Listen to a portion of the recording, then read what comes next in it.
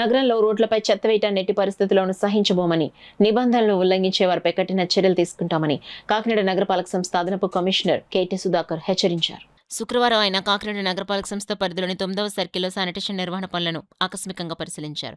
ఈ సందర్భంగా యాళ్ల రామకృష్ణ వీధిలో ఎటువంటి డస్ట్బిన్ లేకపోయినా ప్రజలు రోడ్లపైన చెత్త వేస్తున్న విషయాన్ని గమనించారు. నగరాన్ని పరిశుభ్రంగా ఉంచడం ప్రతి పౌరుడు బాధ్యత అని పేర్కొంటూ ఇకపై రోడ్లపై చెత్త వేస్తే సంబంధిత వ్యక్తులపై చర్యలు తీసుకుంటామని స్పష్టం చేశారు. అనంతరం రంగనాయుడు వీధి, కల్పన సెంటర్, సినిమా రోడ్ ప్రాంతాల్లో శానిటేషన్ పనులను పరిశీలించారు. వీధుల పరిశుభ్రత, చెత్త సేకరణ, పారిశుద్ధ్య నిర్వహణలో ఎలాంటి నిర్లక్ష్యం ఉండకూడదని సంబంధిత అధికారులకు సూచించారు. ప్రజలకు మెరుగైన పారిశుద్ధ్య సేవలు అందేలా నిరంతరం పర్యవేక్షణ కొనసాగించాలని ఆదేశించారు. తదుపరి సంతచెరువు వద్ద ఉన్న అన్నా క్యాంటీన్ను సందర్శించిన అదనపు కమిషనర్ అక్కడ అందిస్తున్న అల్పాహారం సేవలను స్వయంగా పరిశీలించారు. క్యాంటీన్లో అల్పాహారం చేస్తున్న ప్రజలతో మాట్లాడి ఆహార నాణ్యత, సేవల నిర్వహణపై వారి అభిప్రాయాలను అడిగి తెలుసుకున్నారు. ప్రజల సేవల పట్ల సంతృప్తి వ్యక్తం చేయడంతో ఆయన ఆనందం వ్యక్తం చేశారు. అన్నా క్యాంటీన్లో పరిశుభ్రత, నాణ్యత ప్రమాణాలను ఎల్లప్పుడూ పాటించాలని సిబ్బందికి సూచించారు.